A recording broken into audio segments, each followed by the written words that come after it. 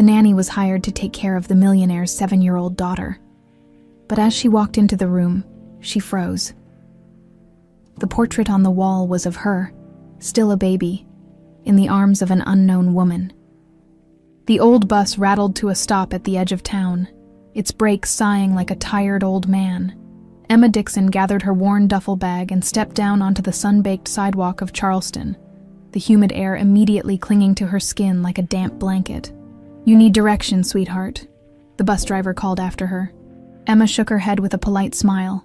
"I've got them, thank you." The truth was, she didn't need the crumpled piece of paper in her pocket.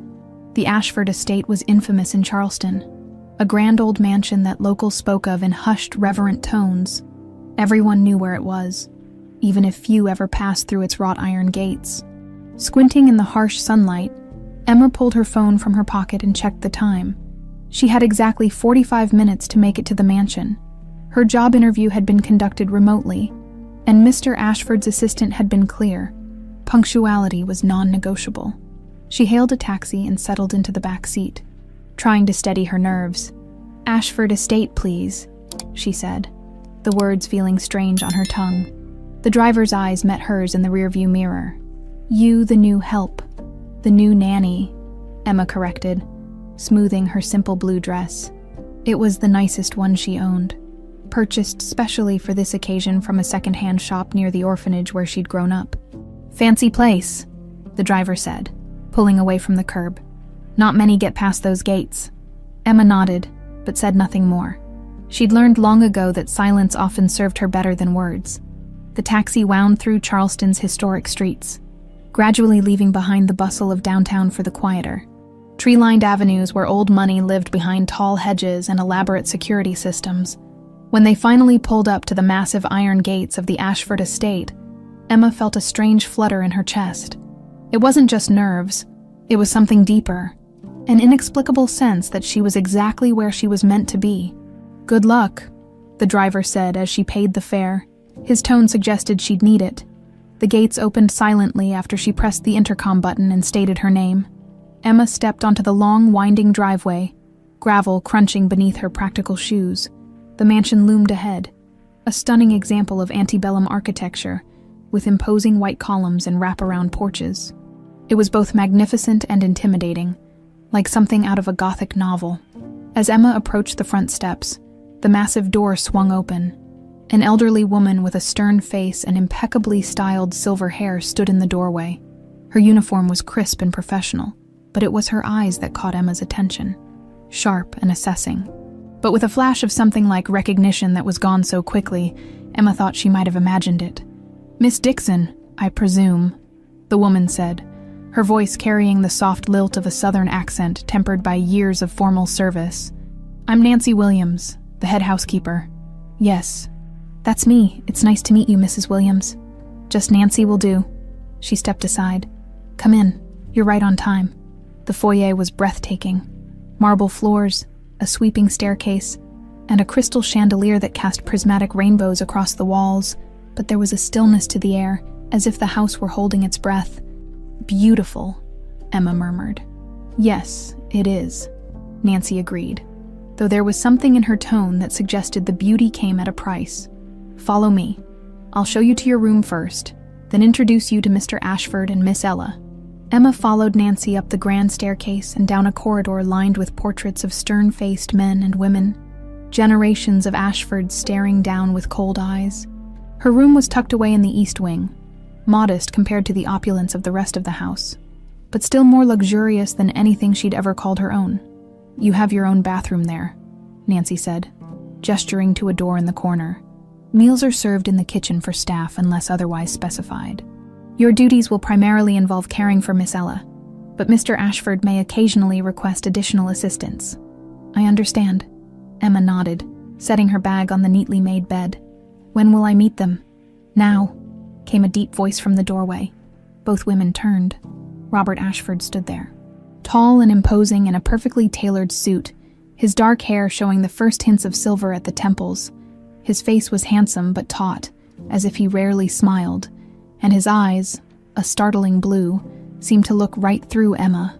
"Mr. Ashford," Nancy said, This is Miss Dixon, the new nanny." He stepped forward, extending his hand. "Emma, welcome to our home. I trust your journey was pleasant." His handshake was firm, his hand warm against hers. For a brief moment, something like confusion flickered across his face. "Have we met before?" he asked, his brow furrowing slightly. Emma shook her head. "No, sir. I don't believe so." He seemed about to say something more, but was interrupted by the patter of small feet in the hallway. A little girl appeared beside him, half hiding behind his leg. She had the same striking blue eyes as her father, but where his were guarded, hers were filled with a quiet sadness that seemed too heavy for a child. "This is my daughter, Ella," Robert said, gently guiding the girl forward. "Ella, this is Miss Dixon. She's going to be taking care of you from now on." Emma knelt down to the child's level. "Hello, Ella. You can call me Emma if you'd like." Ella studied her with solemn eyes before whispering, "You have pretty hair." Emma smiled. "Thank you, so do you." Robert checked his watch. "I have a conference call in 5 minutes. Nancy will show you the rest of the house and explain Ella's schedule." He looked down at his daughter. "Be good for Miss Dixon." After he left, Nancy continued the tour.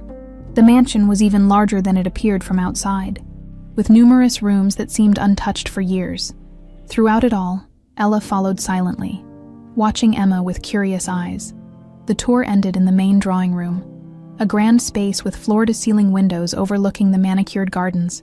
It was here that Emma's world tilted on its axis. Above the ornate marble fireplace hung a large oil portrait. In it, a young woman with chestnut hair and warm brown eyes, the same shade as Emma's, cradled an infant in her arms. The baby was looking up at the woman with an expression of pure love, tiny fingers reaching up to touch her face.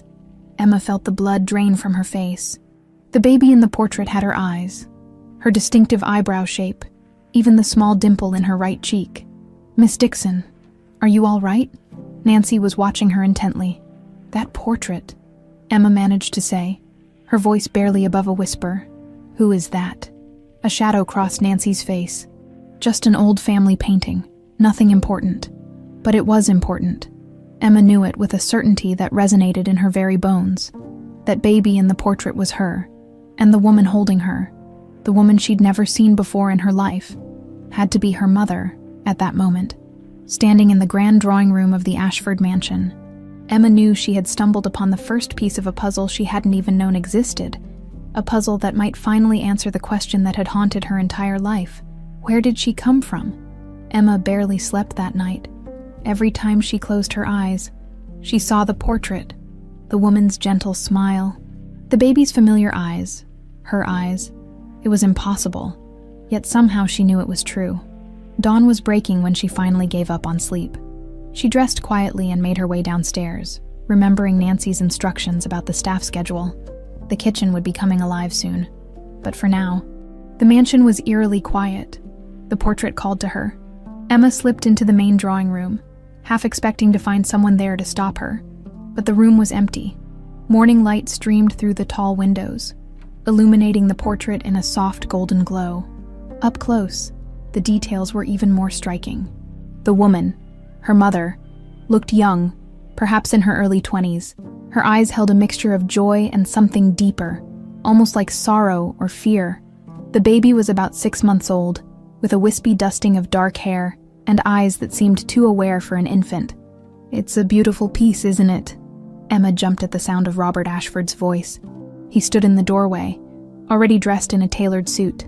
Despite the early hour, there were shadows under his eyes that suggested he, too, had passed a sleepless night.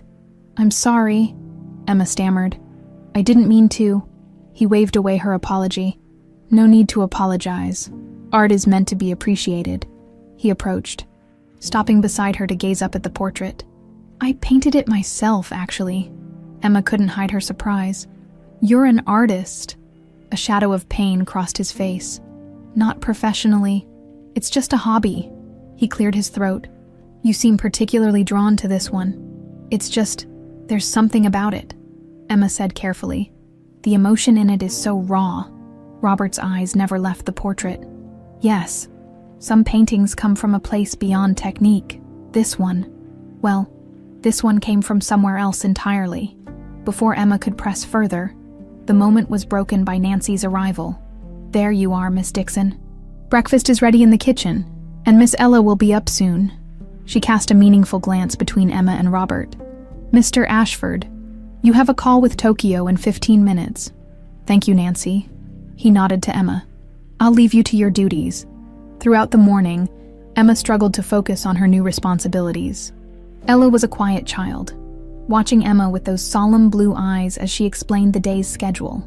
Breakfast, followed by lessons, which Emma would supervise. Then outdoor time if weather permitted. "Do you like stories?" Emma asked as they sat in the sunny breakfast nook, Ella picking delicately at her oatmeal. The little girl nodded. "Daddy tells me stories sometimes, about princesses who are brave. I like those kinds of stories too." Emma smiled. "Maybe we could read one today." Ella's face brightened momentarily before dimming again. "Grandma says I need to focus on my studies. Stories are for babies." The mention of Grandma sent a chill down Emma's spine. During the interview process, no one had mentioned Robert's mother still being in the picture. "Is your grandmother here at the house?" Emma asked casually. Ella nodded, pushing her oatmeal around. "She stays in the West Wing. She doesn't come out much because she gets tired, but she watches everything." After breakfast, Emma guided Ella through her morning lessons. The girl was bright but subdued, as if afraid to show too much enthusiasm.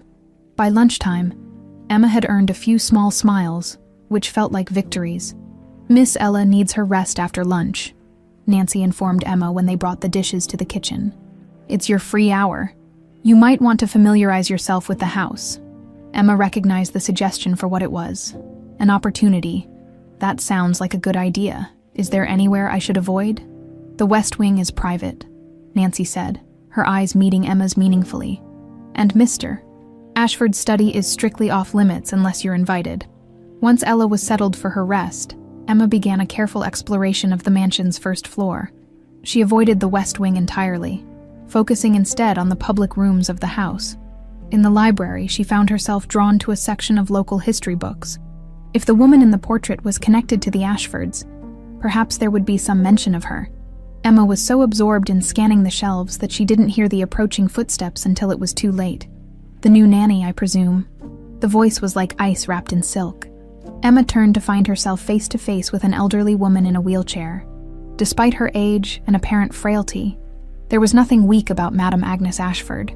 Her spine was ramrod straight, her silver hair perfectly coiffed, and her eyes, the same piercing blue as Robert's and Ella's, were sharp with intelligence and something that made Emma's skin crawl. "Yes, ma'am. I'm Emma Dixon." She extended her hand, which Agnes ignored. "My son has peculiar taste in staff. First that governess with her airs and graces, and now you." Agnes's gaze traveled over Emma with cold assessment. "You look familiar. Have we met?" "No, ma'am. This is my first time in Charleston." Agnes's eyes narrowed slightly. Well, Miss Dixon, I hope you understand the position you've been hired for. My granddaughter requires structure and discipline, not coddling. The previous nanny failed to grasp this simple concept. I'll do my best to meet your expectations, Mrs. Ashford." "Madame Ashford," the old woman corrected. "You may go now. I'm sure you have duties to attend to." Emma managed a respectful nod before escaping the library, her heart pounding. There had been something in Agnes's eyes, a flash of recognition followed quickly by suspicion, that left Emma deeply unsettled. Later that afternoon, while Ella was engrossed in drawing, Emma noticed a stack of papers on a side table that hadn't been there before. Glancing over, she saw they were financial records. Old ones, yellowed with age, they appeared to have been misplaced, perhaps brought out for review and then forgotten. Emma shouldn't look, she knew that. But as she moved to return the papers to what she assumed was Robert's study, a name caught her eye. Megan, a payment dated 25 years ago. To M. Sullivan, monthly stipend, followed by a final, much larger payment labeled only M.S., problem resolved. The same day as the final payment, there was a notation in different handwriting, angrier, sharper strokes, no loose ends. Emma's hands trembled as she quickly returned the papers to the exact position she'd found them. 25 years ago, the woman in the portrait looked to be named Megan. The timing matched Emma's age. It couldn't be coincidence. That night, after tucking Ella into bed with a story, despite Madame Ashford's apparent disapproval of such things, Emma returned to her room to find a folded note slipped under her door. In careful handwriting, it read, "Not everything is as it appears. Be careful what you ask, and who you ask it of. Some secrets are dangerous." It was unsigned, but Emma knew instinctively it was from Nancy. As she prepared for bed, Emma caught sight of her reflection in the mirror. For the first time, she wasn't seeing just herself. She was seeing echoes of the woman in the portrait. Her mother, and somehow Emma knew, the Ashford family was at the center of why she had grown up alone. The next few days settled into an uneasy routine. Emma devoted herself to Ella, discovering that beneath the child's quiet exterior lay a bright, curious mind starved for attention. Robert remained polite, but distant, burying himself in work and rarely joining them. Except for the occasional dinner, Madame Agnes watched from the shadows, her piercing eyes following Emma's every move when their paths crossed. And Nancy observed everything, her face revealing nothing. On Wednesday afternoon, Emma took Ella to the gardens for her outdoor time. The summer heat pressed down like a physical weight, but under the shade of ancient oak trees draped in Spanish moss, they found relief. Emma had brought a book of fairy tales, ignoring Madame Agnes's directive about frivolous stories. "Miss Emma," Ella asked, plucking at the grass beside their picnic blanket, "did you have a mommy when you were little like me?" The question caught Emma off guard. "No, sweetheart. I grew up in an orphanage." "What's an orphanage?"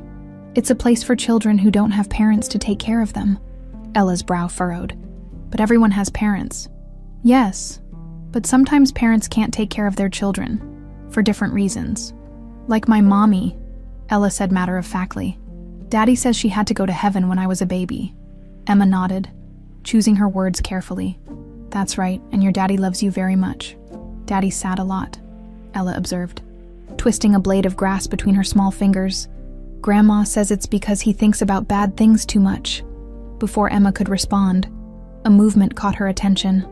A soccer ball was rolling across the perfectly manicured lawn, heading straight for the ornamental pond.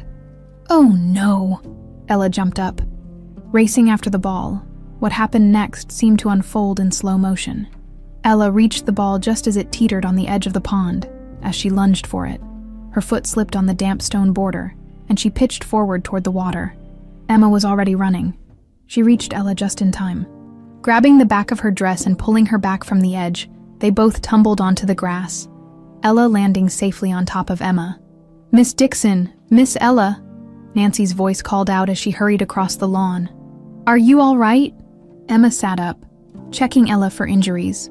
The girl's eyes were wide with shock, but she seemed unhurt. "We're okay, just a little scare." Nancy knelt beside them, her usual composure cracking slightly to reveal genuine concern. "What happened?" "The ball was going in the pond," Ella explained, her voice small. "I tried to get it. She almost fell in," Emma added, still holding Ella protectively. "But we're fine now." Nancy's eyes met Emma's, and something passed between them. Recognition, perhaps, or understanding. "That was quick thinking, Miss Dixon. That pond is deeper than it looks." "Emma saved me," Ella announced. Looking up at the nanny with newfound admiration, Nancy helped them both to their feet. "Let's get you cleaned up before your grandmother sees you've dirtied your dress. And perhaps we'll keep this little adventure to ourselves." "Yes." That evening, after Ella was asleep, Emma found Nancy waiting for her in the corridor outside her bedroom. "I'd like a word if you don't mind," the housekeeper said, her voice low. "Not here." Emma followed her through the dimly lit hallways to a small sitting room tucked away in a corner of the first floor. Nancy closed the door softly behind them. "You handled yourself well today," Nancy began, gesturing for Emma to sit. "Ella could have been hurt." "I was just doing my job." Nancy's mouth tightened. "I've been doing my job in this house for 40 years, Miss Dixon. Long enough to see things most people wouldn't believe." She studied Emma's face with an intensity that made Emma uncomfortable. "You're here about the portrait, aren't you?" Emma's breath caught. "What do you mean?" "Don't play games with me." "Child, I saw your face when you first looked at it. You recognized something." Nancy leaned forward. "Or someone." The moment hung between them, heavy with unspoken truths. Emma made a decision. "The baby in the portrait," she said quietly. "It's me, isn't it?"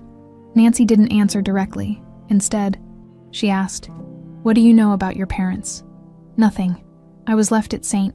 Catherine's Home for Children with no note, no name, nothing except the blanket I was wrapped in." "When?" "October 12th, 25 years ago." Nancy closed her eyes briefly, as if confirming something to herself. "And what brought you to the Ashford house?" "The truth now. I saw the job listing online. I needed work after finishing my degree, and I've always been good with children." Emma hesitated, but there was something else. A feeling I can't explain, like I was meant to come here. "You were," Nancy said simply, "though I doubt any of us are ready for what comes next." "The woman in the portrait," Emma pressed. "Was her name Megan Sullivan?" Nancy's eyebrows shot up. "Where did you hear that name?" "I found some old financial records. There were payments to someone with those initials." "You're playing a dangerous game, Miss Dixon." Nancy's voice had dropped to barely above a whisper. "This house holds secrets that have been buried for decades. Madame Agnes will do anything to keep them that way." "I need to know who I am," Emma insisted. "If Robert Ashford is my father—" "I didn't say that," Nancy cut her off sharply. "And neither should you, not until you know more." She rose from her chair. "Be patient, watch, listen, but be careful who sees you doing it," as if to underscore her warning. A floorboard creaked in the hallway outside. Nancy quickly opened a side door. Emma hadn't noticed. "Use this passage back to your room. It was designed for servants to move through the house unseen." Emma hesitated at the threshold of the dark corridor. "Why are you helping me?" Nancy's expression softened slightly. "Because 25 years ago, I failed someone who deserved better. Perhaps this is my chance to make it right."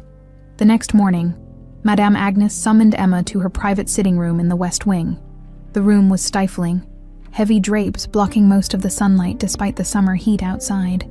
"I understand there was an incident in the garden yesterday," Agnes said without preamble. Emma kept her expression neutral.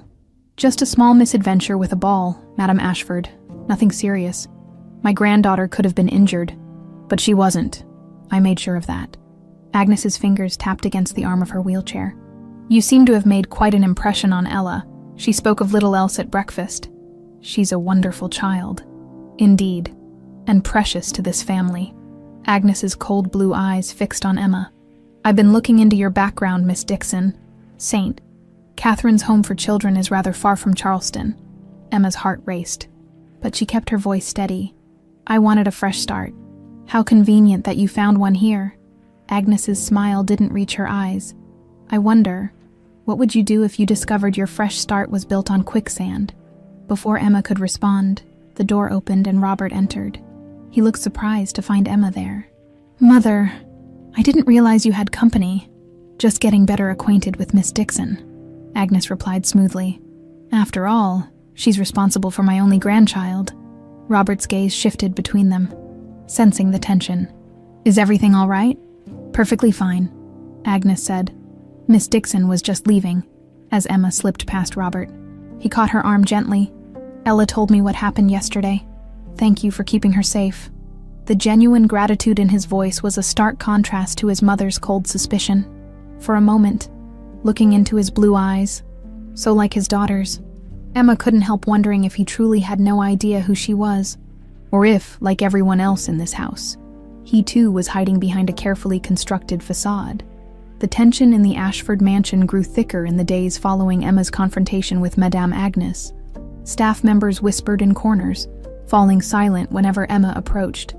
Twice she caught the elderly butler, Jenkins, watching her with narrowed eyes as she helped Ella with her lessons. "The servants are acting weird," Ella observed one afternoon while they practiced piano. Her small fingers stumbled over the keys of the grand piano in the music room. "How so?" Emma asked, pretending she hadn't noticed. Ella shrugged. "They look at you funny, and Grandma keeps asking me questions about what we do all day." Emma guided Ella's fingers back to the correct position. "What kind of questions?" "If you ask about Daddy or the house or—" Ella hesitated, her brow furrowing in concentration as she tried to remember the exact words. "Or about family matters, that's what she called it." Before Emma could probe further, the music room door opened. Nancy stood there, her face unusually pale. "Miss Dixon, might I have a word?" Emma nodded to Ella. "Practice the scales we worked on. I'll be right back." In the hallway, Nancy didn't waste time with pleasantries. "Madame Agnes has requested your presence in her sitting room immediately." Her eyes conveyed a warning. "She's been on the telephone all morning. Do you know what it's about?" "I have my suspicions." Nancy glanced over her shoulder before continuing in a lower voice. "She's been inquiring about your references." Emma's stomach dropped. Her references were legitimate. She had indeed worked as a part-time caregiver while studying, but they wouldn't withstand intense scrutiny. "Thank you for the warning," Emma said. Nancy started to turn away, then paused. "Meet me in the rose garden after dinner. There's something you should have." Emma spent the afternoon dreading her meeting with Agnes. But when she arrived at the sitting room, Jenkins informed her that Madame had retired with a migraine and would reschedule. The reprieve left Emma on edge, waiting for the other shoe to drop. At dinner, Robert joined them for the first time that week. He seemed distracted, barely touching his food as Ella chattered about her day. Occasionally, Emma caught him watching her with a puzzled expression, as if trying to solve a riddle. "Ella tells me you've been reading her fairy tales," he said suddenly. Emma tensed, remembering Agnes's disapproval of frivolous stories. "Yes, alongside her regular studies, she has a wonderful imagination." To her surprise, Robert smiled, a rare, genuine smile that transformed his serious face. Her mother loved fairy tales too, used to say they contained more truth than most history books. "That sounds like a wise woman," Emma ventured. A shadow crossed his face. "She was. Wiser than I gave her credit for." He turned to Ella. "Did you know your mother once built you a fairy garden? It was going to be a surprise for when you were old enough to play in it." Ella's eyes widened. "Really, where is it?" "It's overgrown now," Robert admitted. "But it's still there behind the rose garden." "Can we see it, please, Daddy?" Robert hesitated, then nodded. "Maybe this weekend, if the weather's good." After dinner, as promised, Emma made her way to the rose garden. The summer evening was still warm, the air heavy with the scent of roses and jasmine. Nancy was already there, sitting on a stone bench partially concealed by an arbor of climbing roses. "You're taking a risk," Emma said quietly, joining her. "We all take risks every day," Nancy replied. "Some are just more obvious than others." She reached into her pocket and withdrew a small package wrapped in cloth. "I was dismissed today." "What? Why?" "Official reason, budget cuts." Nancy's mouth twisted in a bitter smile. "Real reason. Madame Agnes suspects I know too much and I'm helping you." "I'm so sorry." Nancy waved away her apology. "I've been expecting it. That's why I took precautions." She handed Emma the package. "This belonged to Megan Sullivan. I've kept it hidden all these years." Emma's hands trembled as she unwrapped the cloth. Inside was a small leather-bound diary, its pages yellowed with age. "How did you get this?" "Megan gave it to me the day she left. Said if anything happened to her, I should make sure the right person found it someday." Nancy's eyes bored into Emma's. "I believe you're that person." Footsteps on the gravel path made them both freeze. Nancy quickly stood. "I leave tomorrow morning. Be careful, Emma. And remember, not everyone in this house is your enemy." Before Emma could respond, Nancy was gone, disappearing into the shadows of the garden, just as Jenkins rounded the corner. "Miss Dixon," he said, his tone frosty. "Madame Agnes was looking for you." "I needed some fresh air," Emma replied, tucking the diary into her pocket. "I was just heading back in." That night, after checking that Ella was soundly asleep, Emma locked her bedroom door and opened Megan's diary with trembling hands. The first entry was dated nearly 26 years earlier, May 15th, first day at the Ashford mansion. "Mrs. Williams seems kind, but the old butler watches me like I might steal the silver. Madame barely spoke 2 words to me. The son, Robert, is handsome but sad. They say his wife left him, but the staff whispers she was driven away by the dragon lady." Emma turned page after page, absorbing Megan's neat handwriting describing her daily life as a housemaid at the Ashford estate. The early entries were mundane. Complaints about the workload, observations about the family, occasional mentions of Robert's kindness compared to his mother's coldness. Then, about 3 months in, the tone changed. August 30th. "R helped me carry linens today when he saw me struggling on the stairs. His hands touched mine. I know it's foolish to even think about it. He's the heir to the Ashford fortune. I'm just the Irish girl who makes beds. The romance developed slowly through the pages. Stolen conversations in the garden, books secretly lent, a first kiss hidden in the shadows of the library after the household was asleep. Emma could feel Megan's excitement and fear as the relationship deepened, always concealed from Agnes's watchful eyes. November 12th, R talked about leaving today, taking me away somewhere we could be together properly. Said his mother's hold on him was suffocating. I told him it was a beautiful dream, but that's all it was. He promised to prove me wrong. December 25th, R gave me a small gift today, a silver locket with a tiny painting he did of the rose garden where we first kissed. Had to hide it from the others. Nancy knows, I think, but she won't tell. Said I remind her of herself when she was young. Wonder what her story is. As winter turned to spring in the diary's pages, the romance deepened. Robert spoke more frequently of leaving Charleston, of starting fresh somewhere his mother's influence couldn't reach. And then, in late April, everything changed. April 23rd. I'm pregnant. Haven't told R yet. I'm terrified, but also happy. Is that crazy? I keep imagining a little boy with R's eyes or a girl with his smile. Tomorrow. I'll tell him tomorrow, but tomorrow never came. The next entry was blotched with tears, the handwriting shaky. April 24th. She knows. God help me. She knows. Caught me being sick this morning and put it together. The things she said, I can't write them, called me horrible names. Said I planned this, that I'd never trap her son with a bastard. Gave me an hour to pack and cash to take care of it. Before R came home, when I refused, she had Jenkins drag me out, didn't even let me leave a note. What will R think when he finds me gone? The entries that followed documented Megan's desperate attempts to contact Robert, calls to the house that were blocked, letters returned unopened as her pregnancy progressed. She moved to a small town outside Charleston, surviving on the money Agnes had given her to disappear, September 18th. The baby's coming soon. I've decided to go back after it's born. R deserves to know his child. Agnes Ashford doesn't scare me anymore. What more can she take from me? The final entry was dated October 10th, 25 years ago. My beautiful daughter was born yesterday. She has her father's chin in my eyes. I'm naming her Emma. After my grandmother tomorrow, when we're both stronger, I'm taking her to meet her father. Whatever happens, at least we'll know he has a daughter. I've written everything down in case. Well, in case. I love you, my little Emma. Whatever happens, never forget that. Emma stared at the page, tears streaming down her face.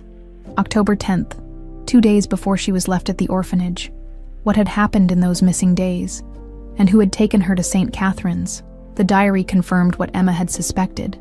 She was Robert Ashford's daughter, but it raised an even more disturbing question.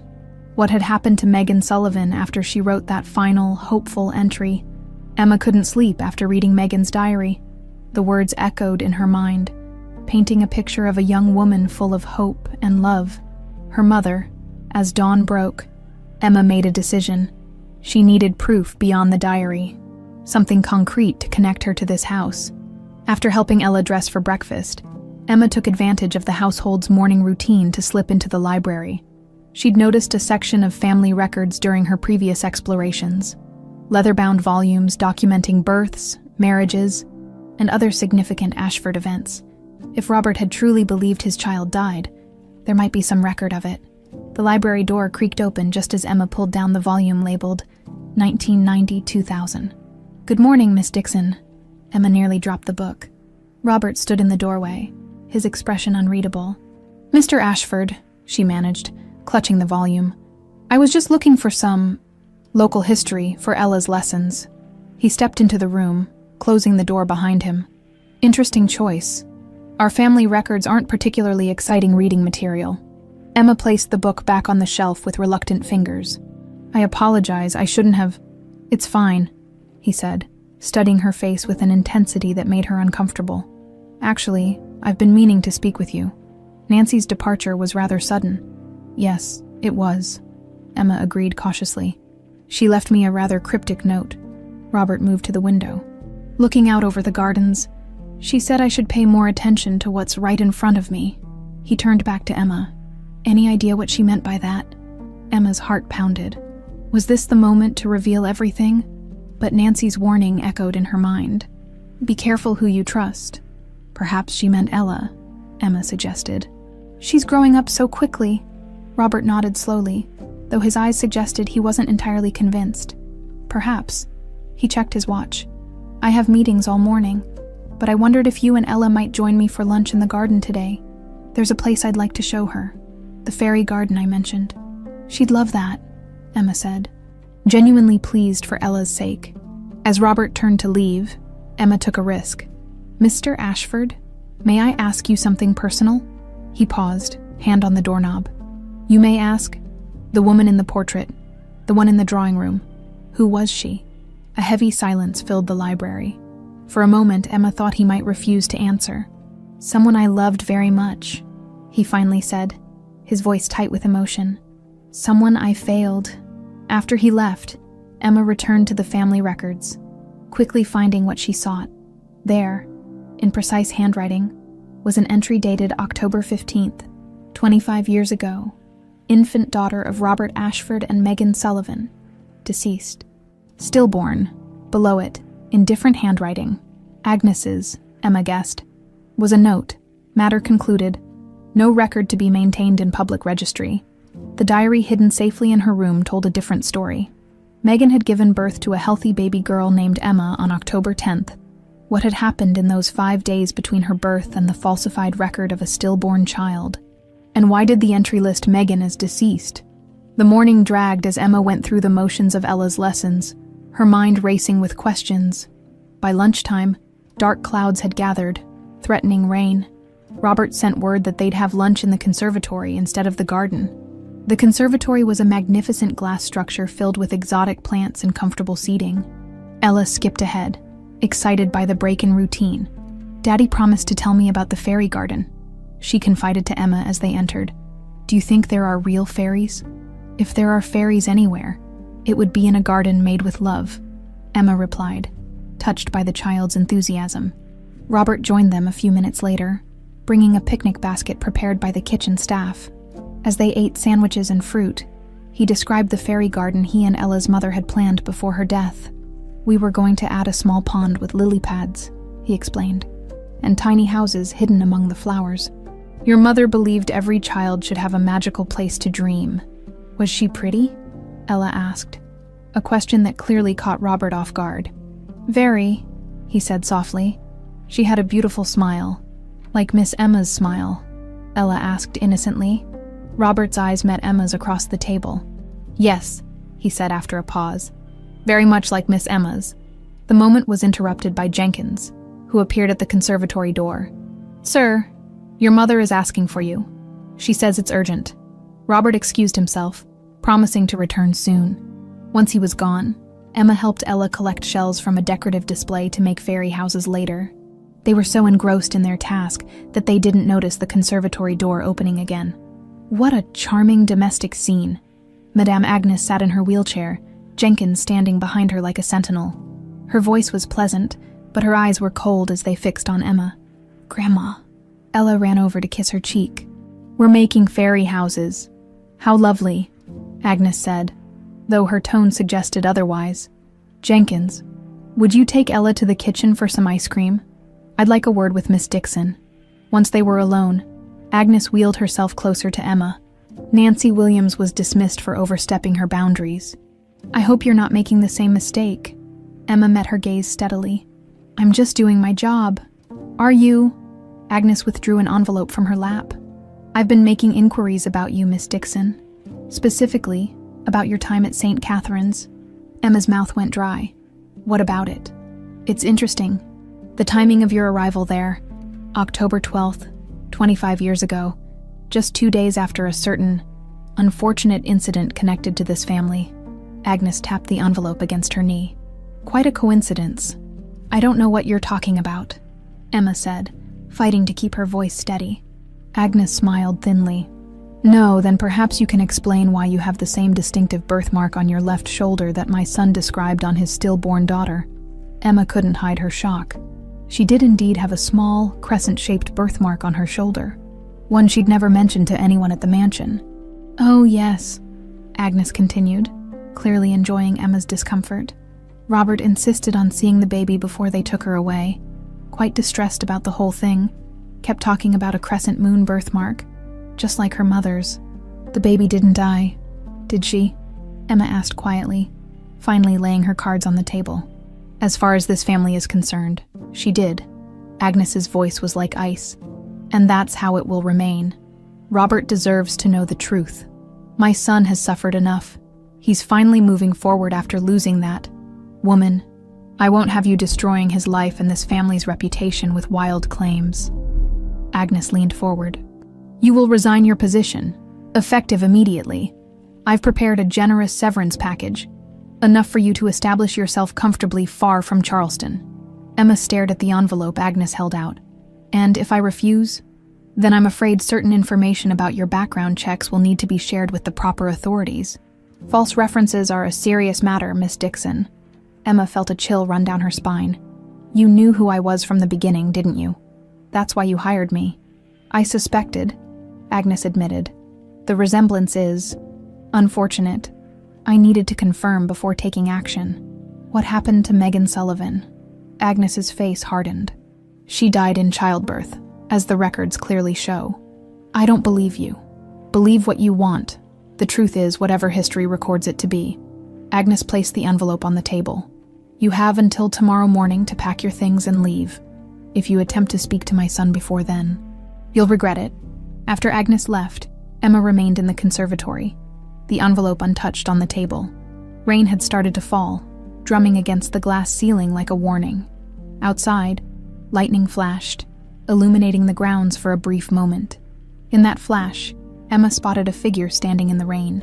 Staring at the conservatory, it was Jenkins, his tall frame unmistakable even at a distance. He wasn't moving toward the house, just watching, like a sentinel, or like someone making sure she didn't do anything foolish. Emma made her decision. Agnes had confirmed what the diary suggested. Emma was indeed Robert's daughter, and the truth had been deliberately concealed, but there were still missing pieces to the puzzle, crucial details about what had really happened to Megan Sullivan. If Emma left now, she might never know the full story. Worse, Robert and Ella would continue living in Agnes's web of lies. No, Emma wouldn't run. Not yet. Not without the truth. Emma spent the night in a state of restless vigilance, expecting Agnes to send Jenkins to force her departure at any moment. She packed her few belongings but left Megan's diary hidden in a loose section of baseboard she'd discovered behind her dresser, if she was removed from the mansion. She wanted to ensure that the truth remained inside its walls, waiting to be found. By morning, when no one had come for her, Emma began to wonder if Agnes was playing some kind of psychological game. The house felt unusually quiet as she made her way to Ella's room for their morning routine. "Miss Emma?" Ella greeted her with unusual excitement. "Daddy's taking us on a picnic today. A real one. Not in the conservatory." Emma masked her surprise. "That sounds wonderful. Did he say where?" "To the lake house," Ella explained, bouncing on her toes. "It's a special place. We haven't been there since." Her enthusiasm dimmed slightly. "Since before her mother died." Emma realized, well, we'd better get you dressed in your adventure clothes then. As they prepared for the outing, Emma kept waiting for Agnes to appear and put a stop to it, but the matriarch was nowhere to be seen. Even Jenkins seemed scarce, which only heightened Emma's unease. Robert was waiting for them in the front hall, dressed more casually than Emma had ever seen him, in khakis and a light blue button-down with the sleeves rolled up. "Good morning," he greeted them, helping Ella with her sweater. "I hope you don't mind the last-minute outing, Miss Dixon. The weather's perfect, and I thought we could all use some fresh air." "Not at all," Emma replied. Studying his face, there was something different about him today, a lightness, as if he'd shed some invisible burden. The lake house turned out to be a charming cottage about 30 minutes from the main estate, situated on the edge of a small private lake surrounded by ancient cypress trees draped with Spanish moss. It was beautiful, but isolated, accessible only by a narrow dirt road that wound through dense woods. "It's been in our family for generations," Robert explained as he unlocked the door. "Originally a hunting lodge, though we've modernized it over the years." Inside, the cottage was cozy and rustic, with comfortable furniture and large windows overlooking the water. While Robert unpacked the picnic supplies, Ella pulled Emma outside to show her the dock and the small rowboat tied alongside it. "Daddy used to take me out in the boat when I was little," she said, her face solemn. "Before Grandma said it wasn't safe, they spent a peaceful morning by the lake." Robert seemed more relaxed away from the mansion, laughing at Ella's antics and even joining in when she wanted to hunt for frogs along the shoreline. Emma found herself watching him, searching for glimpses of herself in his features. They shared the same cleft in their chin, she realized, and the same habit of furrowing their brow when concentrating. After lunch, Ella's energy finally waned, and she fell asleep on the porch swing, lulled by the gentle rocking and the warm afternoon air. "She always crashes hard after excitement," Robert said fondly, covering her with a light blanket. He gestured toward the lake. "Would you like to walk down to the dock? The view is spectacular this time of day." Emma hesitated only briefly before nodding. This might be her only chance to speak with him away from Agnes's watchful eyes. They walked in silence until they reached the end of the wooden dock. The lake stretched before them, its surface a perfect mirror of the blue sky and surrounding trees. "My father brought me here when I was a boy," Robert said, gazing across the water. "Said a man needs a place where he can hear himself think." He turned to face Emma. "I haven't been able to think clearly for a very long time." "Until now?" Emma ventured. "Until recently." His blue eyes studied her face intently. "Nancy left me a letter before she departed. She suggested I take a closer look at you." Emma's heart pounded. "What else did she say?" "Nothing specific. Nancy has always been circumspect." He leaned against the dock railing. "But it got me thinking about certain coincidences.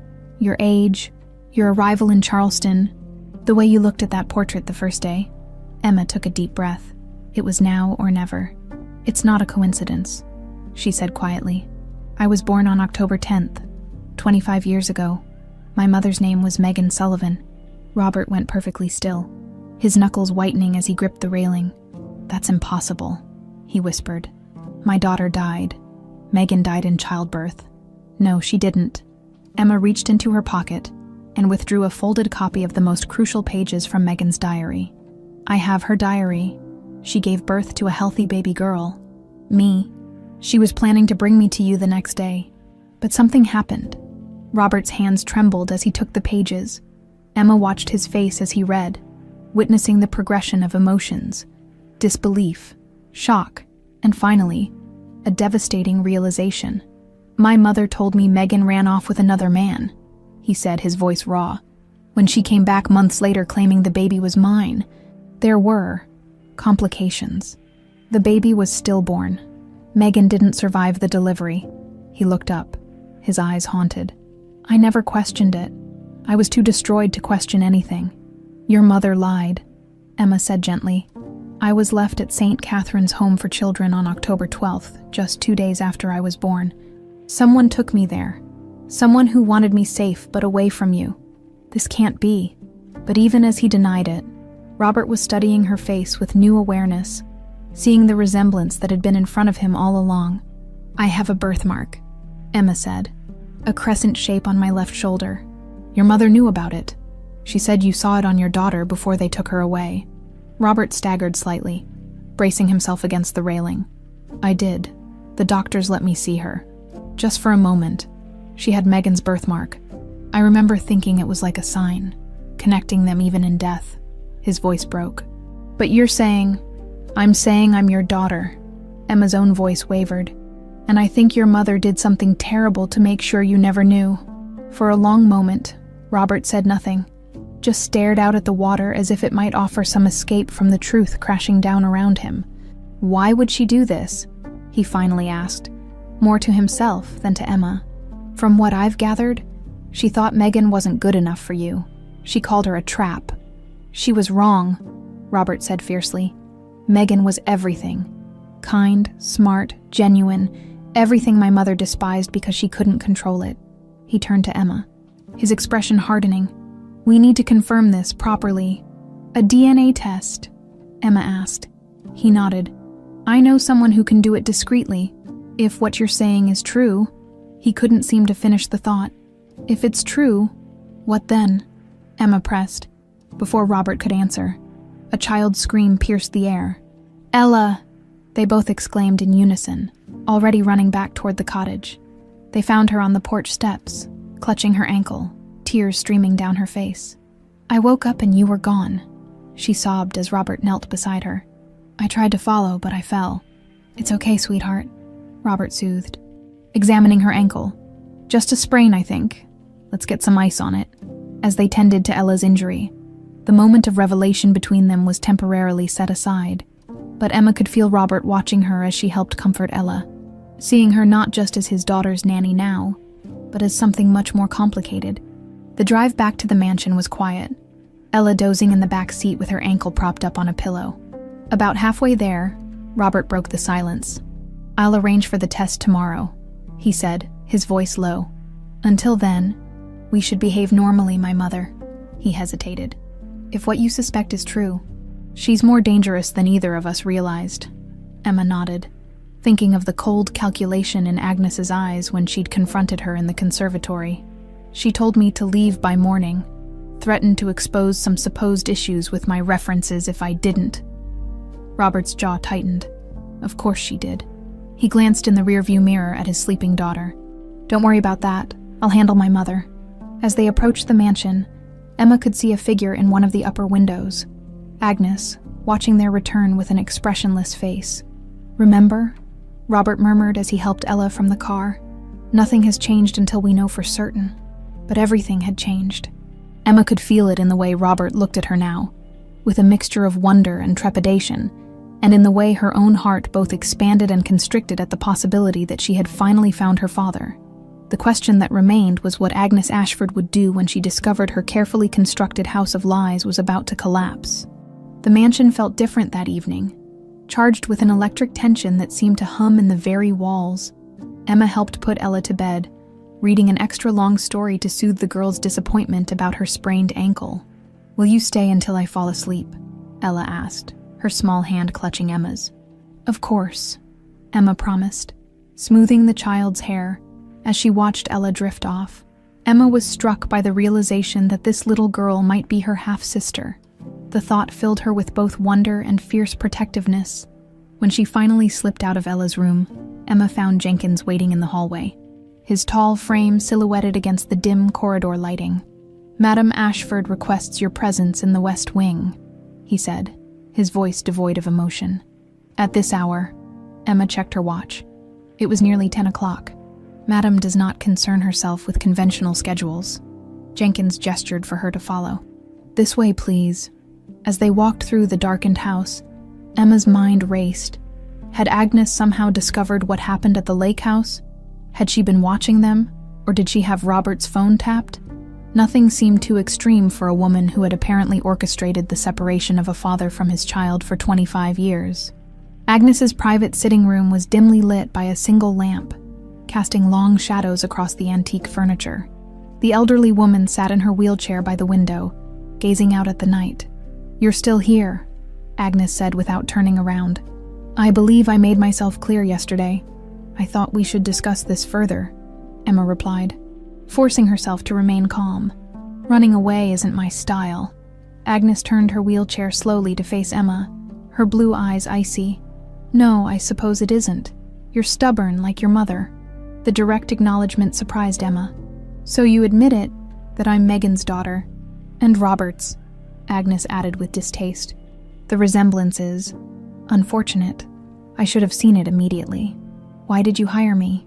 You must have suspected who I was from my application." Agnes smiled thinly. "Keep your friends close and your enemies closer, my dear.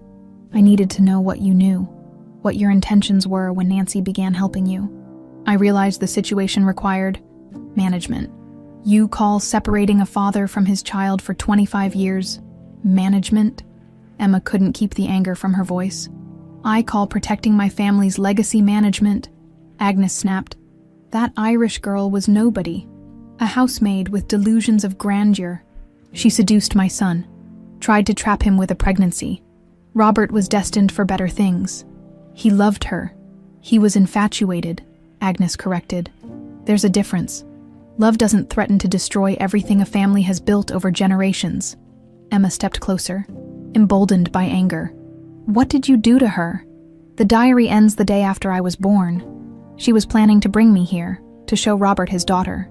Something flickered in Agnes's eyes.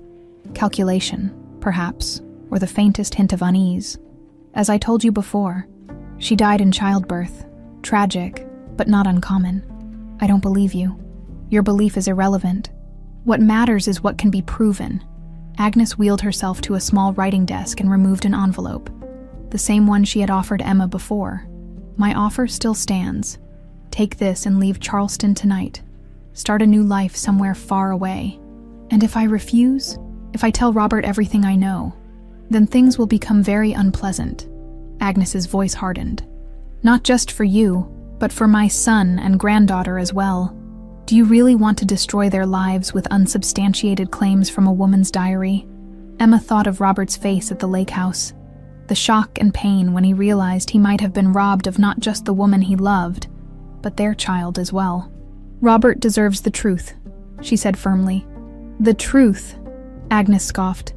The truth is subjective, my dear. It's whatever story is accepted by those who matter. A soft knock at the door interrupted them. Jenkins entered, his expression grave. Excuse me, madame, Mr. Ashford is asking for Miss Dixon. He seems agitated. Agnes's lips tightened into a thin line. Tell him she'll be with him shortly. After Jenkins left, Agnes studied Emma with calculating eyes. What did you tell him at the lake house? Enough to make him question the story you've been telling for 25 years, Emma replied. I see. Agnes seemed to age before Emma's eyes, the weight of her scheme suddenly visible in the sagging of her shoulders. Go to him, then. But remember, some truths are better left buried, for everyone's sake. The threat lingered in the air as Emma left the West Wing. She found Robert in his study, pacing before a wall of family photographs. When he saw her, he closed the door behind her and checked that they were alone. I've arranged for the test, he said without preamble. A doctor I trust will come to the house tomorrow, ostensibly for Ella's ankle. He'll take samples from both of us. Emma nodded. Your mother knows something's happening. She just tried to bribe me to leave town tonight. I'm not surprised. Robert ran a hand through his hair, a gesture of frustration that Emma recognized from her own habits. She called me after we returned, asking pointed questions about our outing, said she was concerned about Ella. But I could hear it in her voice. She was fishing for information about you. What did you tell her? Nothing of consequence. He hesitated. Emma, there's something else you should know. I've been doing some digging of my own since we returned. I found some old financial records, large cash withdrawals around the time Megan supposedly died, followed by payments to someone with the initials J.M. Jenkins, Emma whispered, remembering the butler's watchful presence. Robert nodded grimly. Possibly he's been with the family forever, loyal to my mother above all else. He moved to his desk and unlocked a drawer, withdrawing a folder. There's more. After reading those diary pages, I started looking into what actually happened. According to the official record, Megan died at Charleston Memorial, but when I called a contact at the hospital archives, they had no record of any Megan Sullivan being admitted that October. A chill ran down Emma's spine. What does that mean? It means my mother lied about where Megan died, and if she lied about that, she could have lied about everything, Emma finished. The study door opened suddenly, causing them both to startle. Ella stood there in her pajamas, her face tear-streaked. I had a bad dream, she whimpered. Limping into the room on her injured ankle, Robert quickly tucked the folder back into his desk drawer and locked it. It's okay, sweetheart, he said, lifting her into his arms. It was just a dream. It was about Grandma, Ella whispered, burying her face in her father's shoulder. She was hurting Miss Emma. Robert and Emma exchanged alarmed glances over the child's head. It was just a nightmare, Robert soothed, though his eyes remained troubled. No one's going to hurt Miss Emma. Promise? Ella asked, lifting her tear-stained face. I promise, Robert said firmly. Now, let's get you back to bed. As Robert carried Ella back to her room, Emma remained in the study, her mind racing. The glimpses of truth they were uncovering painted an increasingly disturbing picture. If Agnes had fabricated Megan's death, what actually happened to her? And how far would the matriarch go to keep her secrets buried? Emma moved to the window, gazing out at the moonlit gardens. A movement caught her eye. Jenkins, walking purposefully toward the garage, a phone pressed to his ear. Even from a distance, his posture suggested urgency. When Robert returned, Emma pointed out the window. "Your mother's watchdog is on the move." Robert's expression darkened as he watched Jenkins disappear into the garage. "This isn't good. Jenkins only handles sensitive matters for my mother. What do we do now?" Robert's jaw set with determination. "We move up our timeline. I'll call my doctor friend to come first thing in the morning." He turned to Emma, his eyes reflecting a mixture of hope and fear. "By tomorrow afternoon, we'll know the truth for certain. And then my mother will have a lot to answer for." As Emma returned to her room that night, she couldn't shake the feeling of being watched. The house that had seemed merely gothic and mysterious when she arrived now felt actively hostile, its shadows concealing secrets that had destroyed lives. She checked her hiding place. Megan's diary was still safely tucked behind the loose baseboard. Next to her bed, she placed the small bag she'd packed, ready to grab at a moment's notice. Whatever happened tomorrow, Emma knew one thing for certain. The truth was finally coming to light, and not even Agnes Ashford could stop it. Emma woke before dawn, startled by a sound she couldn't identify. She lay perfectly still, listening to the old house settle around her. The mansion had its own language of creaks and sighs, but this was different. A deliberate, careful movement somewhere down the hallway. She slipped out of bed and moved silently to her door, opening it just enough to peer into the darkened corridor. A tall figure was exiting Ella's room, pulling the door closed with practiced care. "Jenkins," Emma's heart hammered against her ribs. What was the butler doing in Ella's room at this hour? She waited until he disappeared around the corner before slipping down the hallway in her bare feet. Ella's door opened silently under Emma's touch. Inside, the nightlight cast a gentle glow over the sleeping child, who appeared peaceful and undisturbed. Emma checked around the room, looking for anything out of place, but everything seemed normal. Still, an uneasy feeling persisted as she reluctantly returned to her own room. Sleep was impossible after that. Emma dressed and packed Megan's diary in her shoulder bag, unwilling to leave it behind even for a moment now. By the time the first rays of sunlight filtered through her curtains, she'd made her decision. She would stay close to Ella today, regardless of what else happened at breakfast. The tension in the dining room was palpable. Robert looked like he hadn't slept, dark circles shadowing his eyes. Agnes sat at the head of the table, serene and composed in a tailored suit that somehow made her wheelchair seem like a throne. Jenkins stood at attention near the sideboard, his face an impassive mask. "Good morning, family," Agnes said pleasantly, as if nothing were amiss. "Ella, darling, how is your ankle feeling?" "Better, Grandma," Ella replied, shooting a quick smile at Emma. "Miss Emma put a special cream on it that made the hurting go away." "How resourceful," Agnes remarked, her eyes flickering to Emma with thinly veiled hostility. Robert cleared his throat. "Mother, I've asked Dr. Wilson to stop by this morning to check Ella's ankle. I want to make sure it's nothing serious." Agnes's fork paused halfway to her mouth. "Dr. Wilson, your college friend. Surely our regular family physician would be more appropriate." "James is a specialist in sports medicine," Robert replied smoothly. "Besides, he was planning to visit Charleston this week anyway." Emma kept her expression neutral, though her stomach twisted with anxiety. The DNA test was only hours away now. After breakfast, Robert retreated to his study to make calls while Emma helped Ella with her morning lessons. The child seemed unusually subdued, working on her arithmetic without her usual questions or commentary. "Is everything okay, Ella?" Emma asked gently. Ella glanced toward the door before answering in a whisper. "I heard Grandma and Jenkins talking last night. They were saying mean things about you." Emma's blood ran cold. "What kind of things?" "That you were a liar. That you needed to go away." Ella's bottom lip trembled. "I don't want you to go away." Emma hugged the little girl close. "I'm not going anywhere," she promised, hoping it was a promise she could keep. Dr. Wilson arrived promptly at 11, a jovial man with kind eyes and a reassuring manner that immediately put Ella at ease. He examined her ankle with exaggerated seriousness that made her giggle.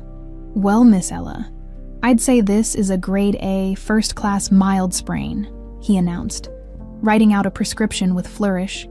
"Ice, elevation, And at least 3 bedtime stories per day, Ella beamed. Can Miss Emma read them to me? Absolutely essential to the treatment, Dr. Wilson agreed, winking at Emma. After Ella was settled in the sunroom with a book, Dr. Wilson joined Robert and Emma in the study. His demeanor shifted from playful physician to serious professional. Robert explained the situation, he said, removing 2 DNA collection kits from his medical bag. I'll need to swab the inside of both your cheeks. The lab owes me a favor. They'll process this immediately and have results by late afternoon. The procedure took less than a minute. As Dr. Wilson sealed the samples, Robert's phone rang.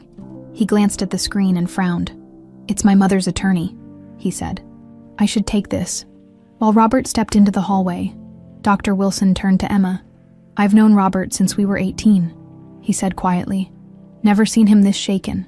Whatever happens with these results, be gentle with him. He's had more heartbreak than most people could bear. Emma nodded, touched by the man's concern. I never intended to cause pain. Sometimes truth does that all on its own, Dr. Wilson replied, packing away his equipment. The question is whether the healing afterward is worth it. Robert returned, his expression grim. Mothers called an emergency board meeting for this afternoon at the Ashford Foundation. Apparently there are urgent concerns about the company's direction that require my immediate attention. That's convenient timing, Emma observed. Exactly, Robert agreed. She's trying to keep me occupied while she deals with you somehow. He turned to his friend. James, how quickly can you get those results? I'll take them to the lab myself. 3 hours, maybe 4. Good. Text me the moment you know. Robert checked his watch. I can't avoid this meeting. It would only raise her suspicions further, but I don't think Emma should stay here alone. I won't leave Ella, Emma assured him. We'll stay in public areas of the house, after Dr. Wilson and Robert departed. The mansion fell into an eerie quiet. Agnes had apparently retreated to the west wing, and Jenkins was conspicuously absent. Emma suggested to Ella that they have a picnic lunch in the garden. Away from the oppressive atmosphere inside, they settled under a sprawling oak tree. Spreading a blanket on the soft grass, Ella's spirits lifted in the fresh air, and she chattered happily about the butterflies flitting among the roses. Emma kept vigilant watch, scanning the windows of the mansion regularly for any sign of Agnes or Jenkins, as they were packing up their picnic. Emma noticed a familiar figure approaching from the direction of the garage. Nancy, she called in disbelief.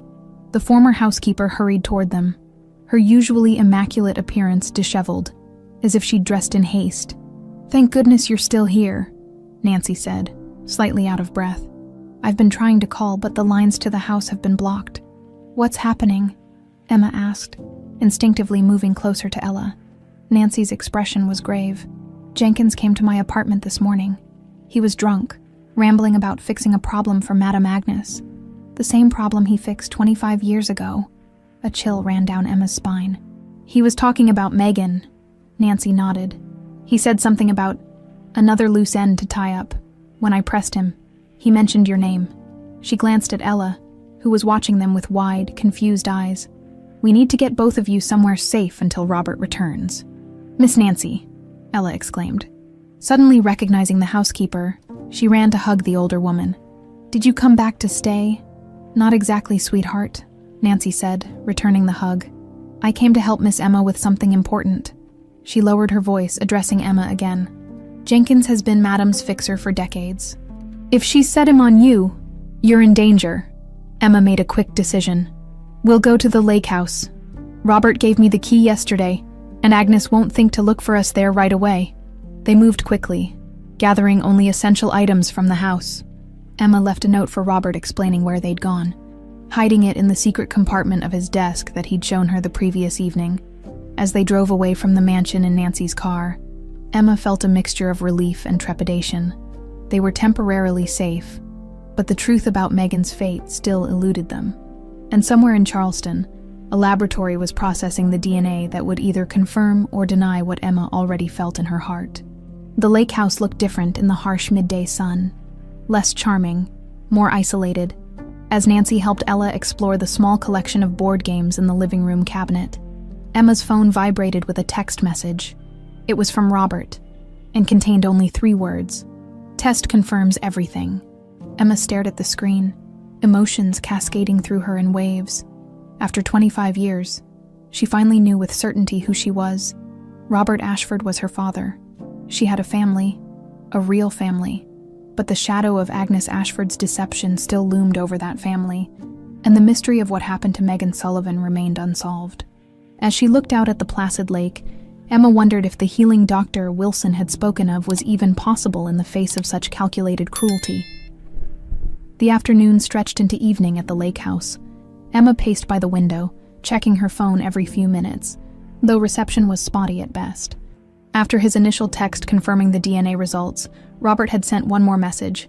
"Don't come back to the house, Mother knows. We'll meet you at Lake House after handling things here."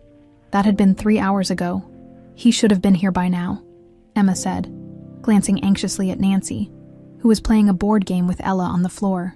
"The board meetings can run long," Nancy replied, her calm voice at odds with the worry in her eyes. "And if there's a confrontation with Madame Agnes..." Emma's phone buzzed with an incoming call. She grabbed it, expecting Robert, but the caller ID showed an unknown number. "Hello?" she answered cautiously. "Miss Dixon," Jenkins's voice sent a chill down her spine. "I'm calling on behalf of Madame Ashford." Emma moved away from Ella, lowering her voice. "What does she want?" "Madame is hosting an impromptu gathering at the mansion this evening, a small charity gala for the Ashford Foundation.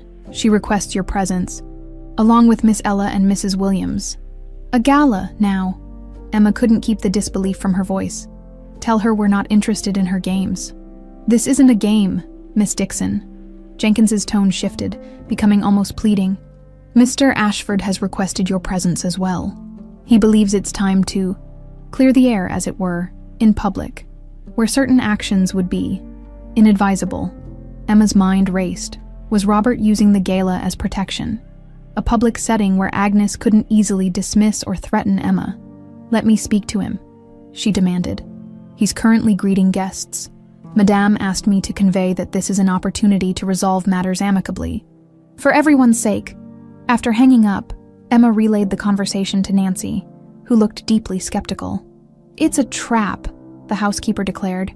"Madame Agnes doesn't do amicable resolutions. She eliminates problems. But if Robert requested us to come..."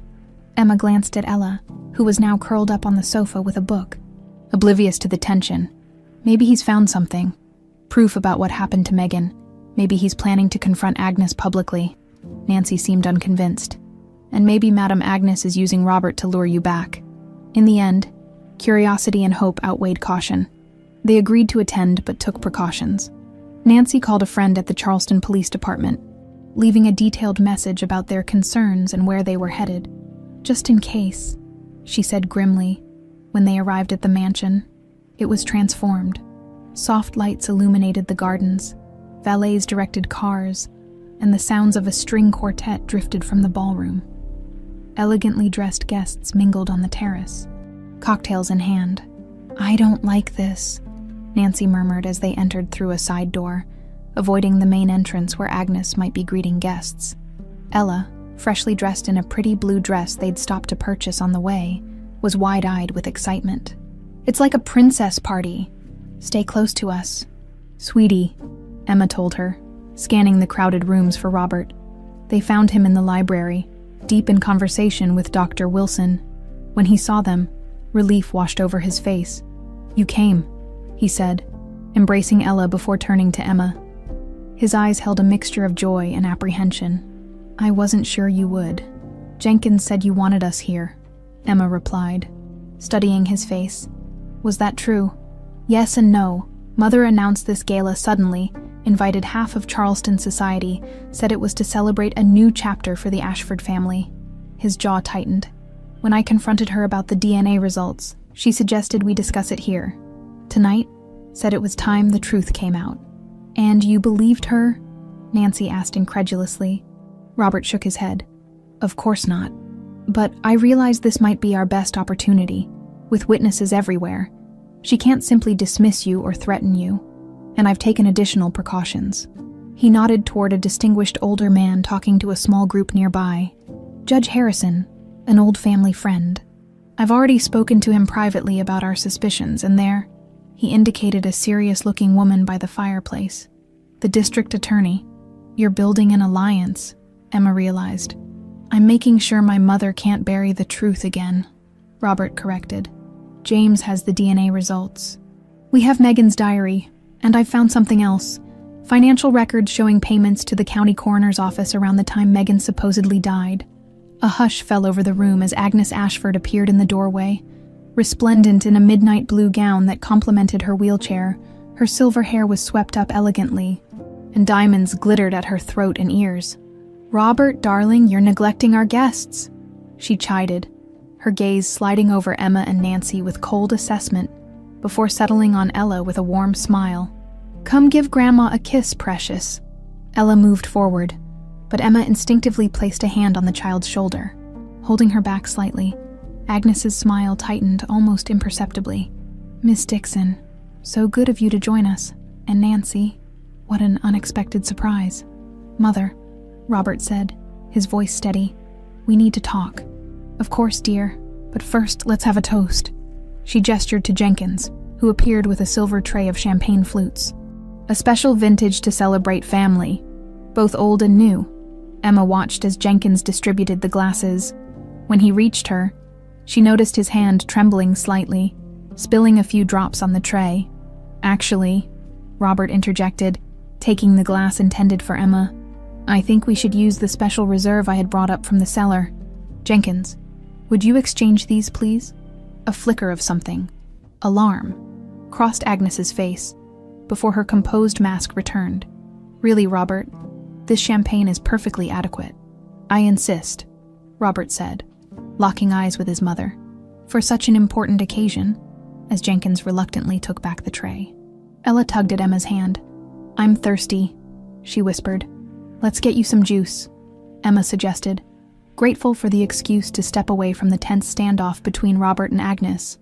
In the kitchen, away from prying eyes, Emma filled a glass with apple juice for Ella, as the little girl sipped.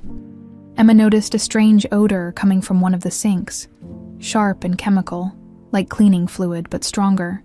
"Miss Emma," Ella said suddenly, pointing to the pantry door. "Someone's in there." Emma turned just as the pantry door creaked open. Jenkins emerged, looking startled to find them there. "Miss Dixon, Miss Ella?" He straightened his uniform jacket nervously. "The festivities are in the ballroom. This area is off-limits to guests. We just needed a drink," Emma explained, eyeing him suspiciously. "What were you doing in the pantry?" "Inventory," he replied too quickly. "Madame Agnes is very particular about her supplies," as they left the kitchen. Emma glanced back to see Jenkins rinsing something in the sink, his movements hurried and furtive. In the ballroom, the evening was in full swing. Agnes held court near the grand piano, surrounded by Charleston's elite.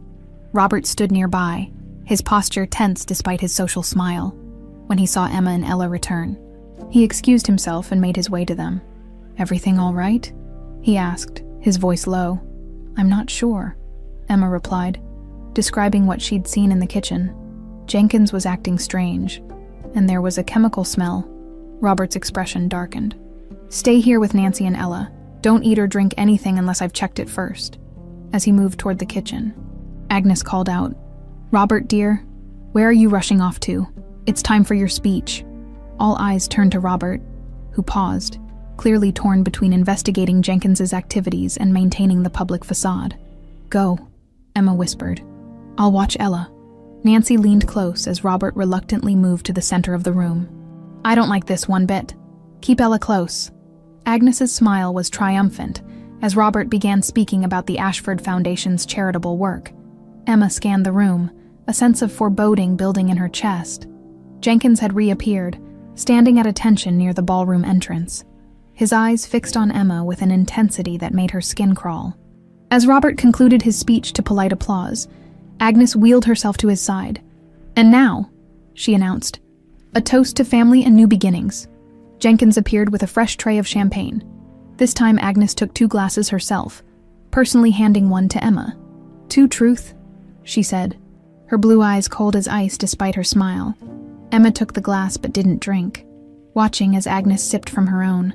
The elderly woman's expression remained pleasant, revealing nothing. "Aren't you going to toast with us, Miss Dixon?" Agnes pressed, her voice carrying just enough to draw attention from nearby guests. Emma raised the glass to her lips, pretending to sip. Beside her, Ella suddenly gasped, "Grandma, no, don't let Miss Emma drink that. I saw Jenkins put something in it in the kitchen." A shocked murmur rippled through the crowd as all eyes turned to Agnes and Emma in that moment of stunned silence. The carefully constructed facade of the evening shattered like fine crystal. "What did you say, child?" Agnes's voice cut through the stunned silence, her smile frozen in place. Ella, suddenly aware of all the eyes on her, shrank against Emma's side. "I saw him," she insisted in a small voice. "In the kitchen. He put something in the glasses." Robert was beside them in an instant, taking the champagne flute from Emma's hand and setting it carefully on a nearby table. "Is this true, Ella?"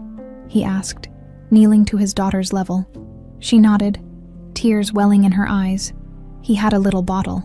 He thought I wasn't looking. But I was." The murmurs among the guests grew louder. Dr. Wilson stepped forward, carefully picking up the suspect glass.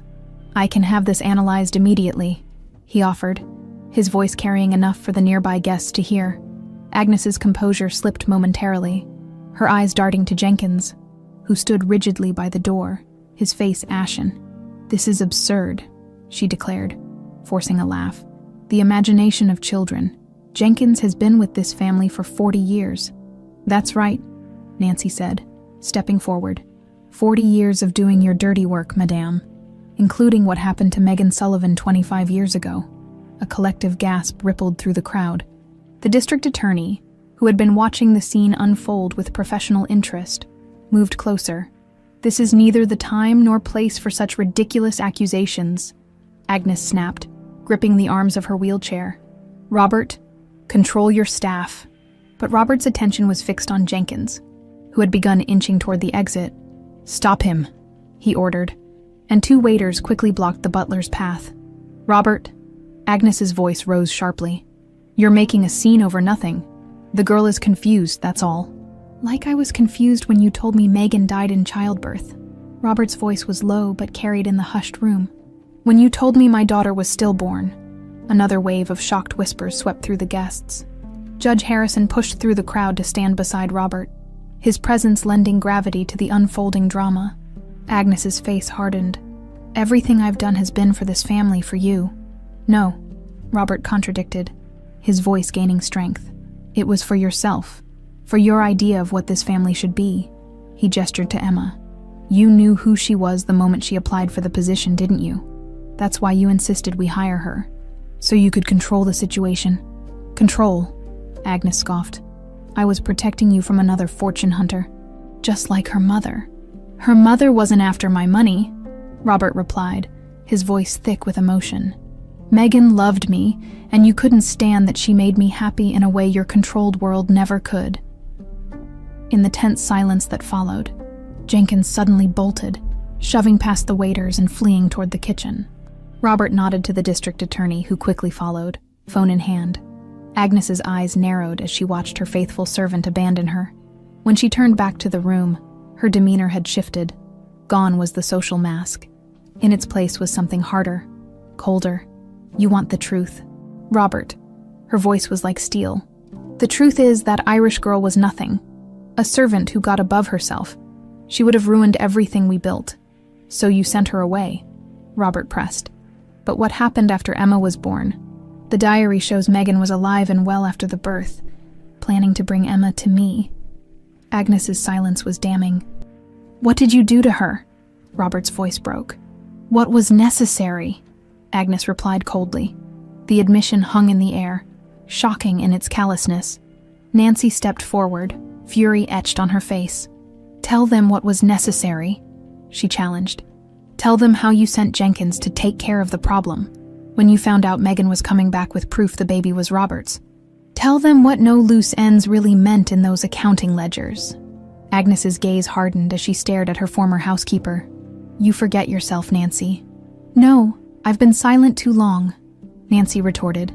"I suspected, but I never had proof, not until Jenkins came to me yesterday, drunk and guilty after all these years, talking about how you ordered him to make Megan disappear permanently." "You had her killed," Emma stated, the words falling like stones in the silent room. "My mother was murdered on your orders." Agnes neither confirmed nor denied the accusation, but her silence spoke volumes. The guests began to edge away from her, as if her guilt might be contagious. Robert looked physically ill. "My God, Mother, what have you done?" At that moment, the district attorney returned, accompanied by 2 police officers. "Jenkins is in custody," she announced. "He's already talking, trying to cut a deal." Agnes's face remained impassive, but her knuckles whitened on the arms of her wheelchair. "Whatever that man says is the fabrication of a desperate alcoholic." Judge Harrison cleared his throat. "I think we've heard enough, Agnes. There will be a formal investigation." "Based on what?" Agnes demanded. "The word of a disgruntled servant. A diary that could have been written by anyone. You have no evidence." "We have Jenkins's confession," the district attorney countered. "And with a search warrant, I suspect we'll find much more. And we have this," Emma added. Stepping forward to stand beside Robert, she pulled a small silver locket from beneath her dress, the Christmas gift Robert had given Megan all those years ago. "My mother was wearing it when she left me at the orphanage. It's the only thing I have from her." Robert stared at the locket, recognition dawning in his eyes. "I painted the miniature inside," he whispered. "The rose garden." As the police moved toward Agnes, she suddenly lunged forward in her wheelchair, grabbing Ella's arm. "No one is taking me anywhere," she hissed, pulling the frightened child onto her lap. "Not while I have my granddaughter. Mother, stop this." Robert moved forward, but Agnes had already wheeled herself backward toward the grand staircase. "Stay back," she warned, one arm wrapped tightly around Ella, who was crying in fear. Emma stepped forward, her hands outstretched. "Let her go, Agnes. She's just a child." "She's my blood," Agnes insisted, her eyes wild. "Not yours. You'll never be an Ashford. Take me instead," Emma offered, moving closer. "Let Ella go and I'll come with you." Agnes hesitated, her grip on Ella loosening slightly. It was all the opening Emma needed. In one swift movement, she pulled Ella from Agnes's grasp and handed her to Robert. Enraged, Agnes lunged from her wheelchair, revealing her frailty was at least partly an act. She grabbed Emma's arm, but her sudden movement sent her off balance at the edge of the staircase. As she started to fall, Emma instinctively reached for her, but Agnes's weight and momentum were too great. The elderly woman tumbled down the grand staircase, her body striking the marble floor with a sickening finality. The guests cried out in horror, and Robert shielded Ella's eyes from the scene. In the chaos that followed, as paramedics were called and police secured the mansion, Robert held his daughters close, the one he'd raised and the one who'd been taken from him. Emma clung to them both, overwhelmed by the knowledge that she'd finally found her family, even as the architect of their separation lay broken at the foot of the stairs that had witnessed decades of Ashford secrets. 3 months later, as autumn painted the Charleston countryside in golds and reds, Emma stood beside Robert on the mansion's lawn. Workers were installing a new sign at the entrance, Ashford Center for Children. "Megan would have approved," Robert said, his arm around Emma's shoulders. "She always said this place was too beautiful to waste on just one family." The transformation of the Ashford estate into a support center for orphaned and fostered children had been Emma's idea, one that Robert had embraced wholeheartedly. Agnes, paralyzed from her fall but still mentally sharp, had been convicted based on Jenkins's testimony and forensic evidence from Megan's recovered remains. The family fortune, which Robert had inherited, was now dedicated to helping children find the stability and love that Emma had been denied. "Does it feel like home yet?" Robert asked, as they walked back toward the house, where Ella was waiting with Nancy, who had returned as the center's administrator. Emma smiled, thinking of the journey that had brought her here. "It's getting there," she said, one day at a time, as they reached the porch. The mail carrier arrived with a special delivery envelope. Robert signed for it, frowning at the return address. "It's from a law firm in Savannah," he said, opening it carefully.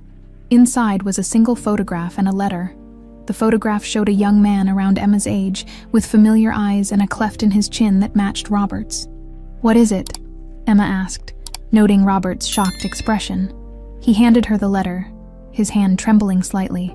"It seems your mother had a secret even Agnes didn't know about," he said quietly. "Twins run in my family." Emma stared at the photograph of the young man, her brother, as the truth of their mother's final sacrifice took on new meaning.